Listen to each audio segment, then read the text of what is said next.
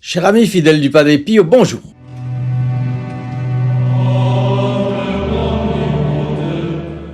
Un homme allait passer par Foggia, près du mont Gargano, où se trouve San Giovanni Rotondo, avec la commission de porter une lettre urgente au Padre Pio.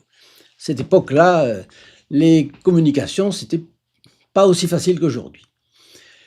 Foggia est au pied du mont Gargano, vous le savez, et San Giovanni Rotondo est accroché à flanc de montagne.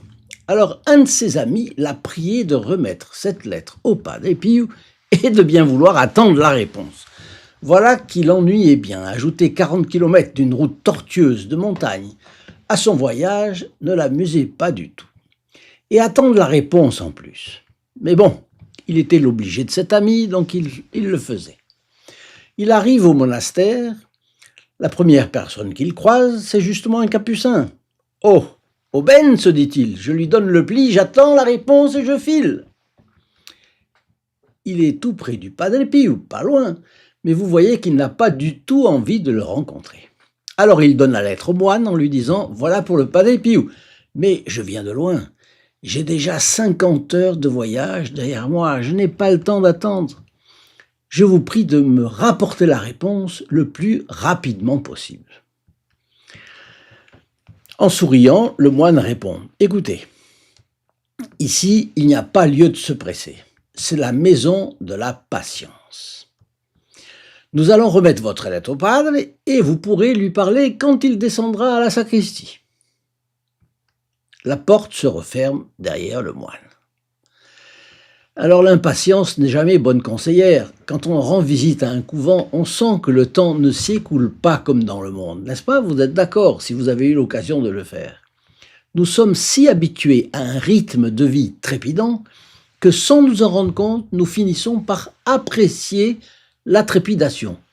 Certains se sentent mal quand leur manque la trépidation. Et c'est un vice, bien sûr. Dans un rythme de vie trépidant, la méditation et la sérénité qui va avec n'a pas sa place. On n'a plus le temps d'écouter la voix de son ange gardien ou du Padre Pio. Bon, je profite de cette digression pour vous le rappeler.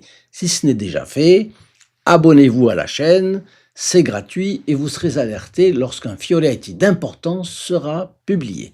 Pour s'abonner, vous le savez, il faut cliquer sur le bouton s'abonner, ensuite apparaît une cloche blanche, il faut cliquer sur la cloche blanche et à ce moment-là apparaissent 4 options. Il faut prendre celle du haut, toutes, face à une petite cloche noire cette fois-ci.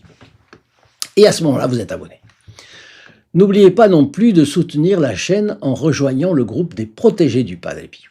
Et enfin, une offre spéciale, obtenez gratuitement une photo du Saint Padre Pio en appelant au 08 05 36 08 47, appel gratuit pour la France métropolitaine, appel local depuis les Dom-Tom et depuis le Canada, composez le 1 844 398 88 67.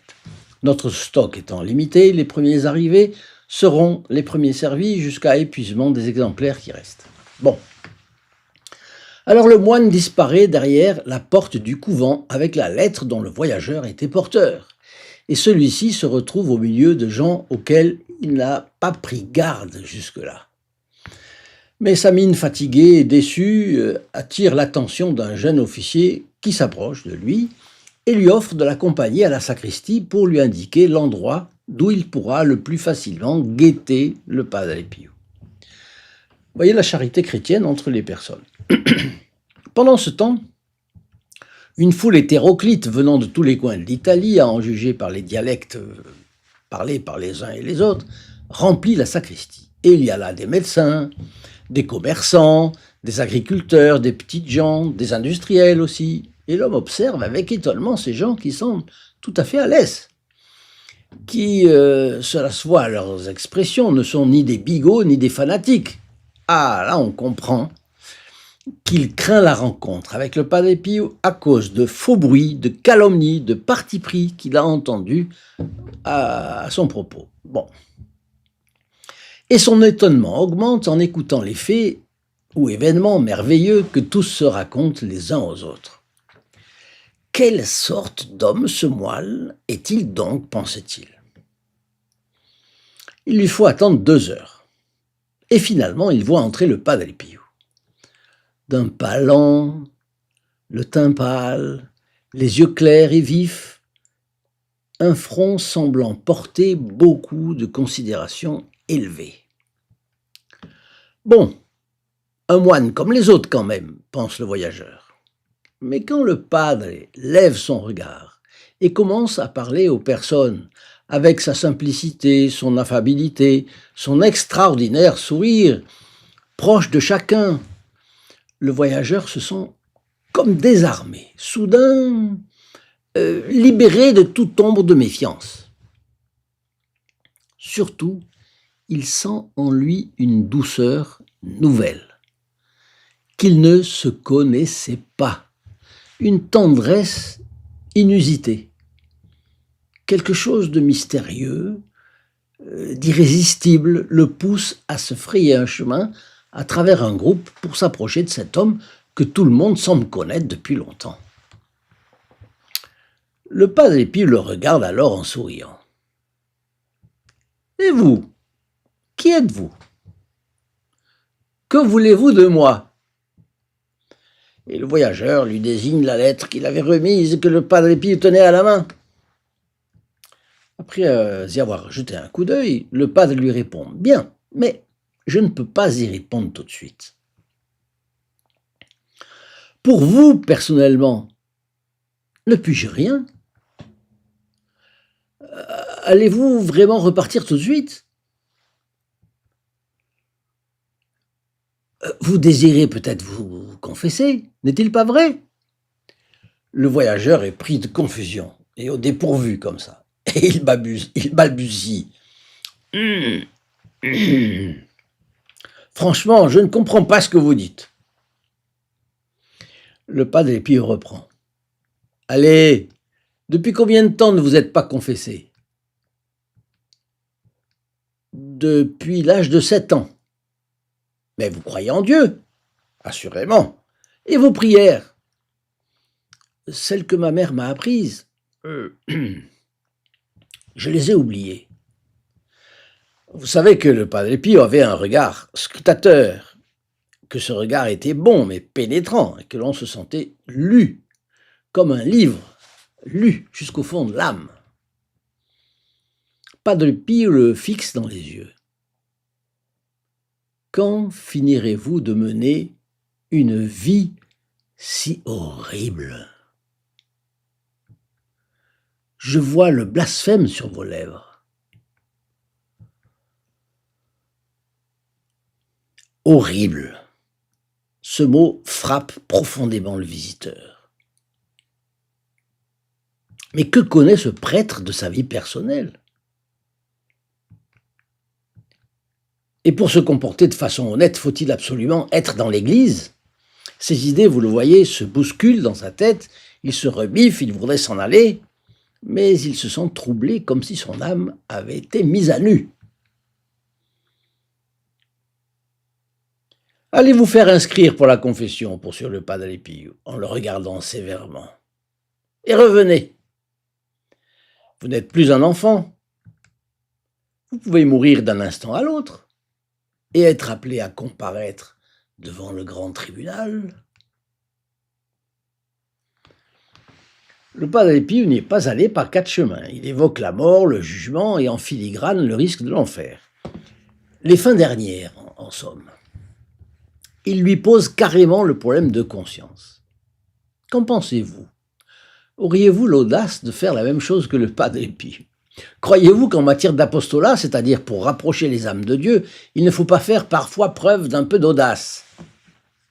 Bon, rassurez-vous, je ne vais pas vous le demander, mais découvrez le groupe des protégés du Padre Pio et leur action.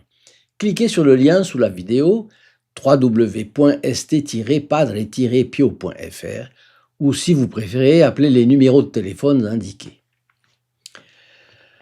Allez vous faire inscrire pour la confession, a dit le Padre Pio. Et revenez, vous n'êtes plus un enfant, vous pouvez mourir d'un instant à l'autre et être appelé à comparaître devant le grand tribunal. Personne n'a jamais osé parler de cette façon à ce voyageur.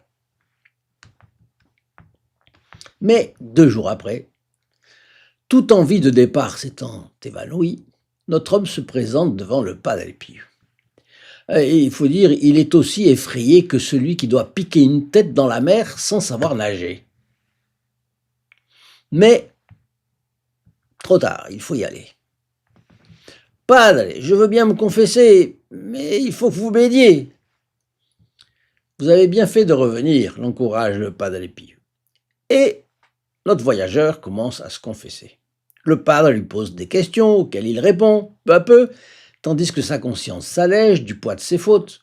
Il note que le Padre Pio pâlit encore plus, transpire, crispe sa bouche. Sans doute le confesseur souffre-t-il plus que lui-même, ce qui le surprend beaucoup. C'est-à-dire qu'il ne sait pas encore que le Padre Pio, en disciple du Christ, est torturé par les offenses commises envers le souverain maître. Ému de pitié, le pénitent se décide à mettre fin à ce tourment. « Écoutez, père, s'exclame-t-il, je vous ai parlé avec franchise, ne me questionnez plus. J'ai commis tous les péchés possibles, sauf 4. » Et il nomma ces 4 péchés qu'il n'avait pas commis. Le Padre Pio se sent alors soulagé. Il regarde l'homme, qui se trouve encore plus stupéfait parce que le padre lui dit « c'est exact ». Cette approbation le réconforte et il se laisse aller à une confidence qui montre qu'il réfléchit parfois plus que nous-mêmes. Il ajoute « mais je suis attaché à mes fautes. Elles me sont aussi nécessaires que la vie. » Cette franchise est édifiante pour nous, car si nous ne sommes pas encore des saints, malgré nos confessions, notre vie de prière et les enseignements du Padre Pio, c'est que nous sommes attachés à nos défauts. Et comme un défaut habituel, ça s'appelle un vice, disons-le avec la même franchise que le voyageur pressé et pénitent, nous sommes attachés à nos vices. Nous trouverons un remède, le rassure Padre Pio avec bonté. Et celui-ci le renvoie alors, après lui avoir donné comme pénitence, une prière à Saint Michel-Archange, à réciter pendant 4 mois. Et le pénitent a à peine quitté le confessionnal qu'un autre s'en approche. Mais le Padre Pio, baigné de transpiration et paraissant souffrir le martyre, se lève et étend les bras. « Assez, assez, pour l'instant, attendez-moi. » Et il fait une pause. En fait, il ne pouvait en supporter davantage à ce moment-là. Pour Padre Pio, la confession n'était pas une activité passive. Chaque pénitent le faisait souffrir. Le père Charles Mortimer Carty, auteur du livre dont j'ai tiré cette histoire, dit ceci: « Il est manifeste que le Padre Pio, dans son union avec notre Seigneur Jésus-Christ, à cause de son union avec notre Seigneur Jésus-Christ, prend sur lui, avant de donner l'absolution, les péchés que chaque pénitent confesse. C'est de cela qu'il souffre, plus que de ses plaies. Certains affirment qu'ils ont vu des gouttes de sang perler à son front, tandis qu'ils décrivaient leurs infidélités à la loi de Dieu. » Padre Pio porte sur ses épaules un lourd fardeau, et pas seulement sa propre croix, mais la croix des pèlerins venus se confesser à San Giovanni Rotondo. Pour confirmer cela, le père Carty dit que un médecin un jour a vu le visage du Padre Pio se crisper et ce cri lui a échappé aussitôt: « Âme, âme, quel prix coûte votre salut ?» Il voit passer toutes sortes de gens dont il voit les âmes déformées par la lèpre du péché, repoussante à cause du péché, monstrueuse à cause du péché. Mais sa pitié est plus forte que son indignation, et c'est ainsi qu'il les raccroche à Dieu une à une. Ceci correspond à une vérité souvent rappelée par les auteurs spirituels, dont le célèbre père abbé de l'abbaye de Dompierre-sur-Bèbre, dans l'Allier, Don Chotard, dans son ouvrage « L'âme de tout apostolat ». Il dit « Il n'y a pas d'apostolat fécond sans sacrifice, sans verser. » Alors, si vous faites des sacrifices pour la chaîne sur les pas du Padre Pio, elle aura de bons résultats.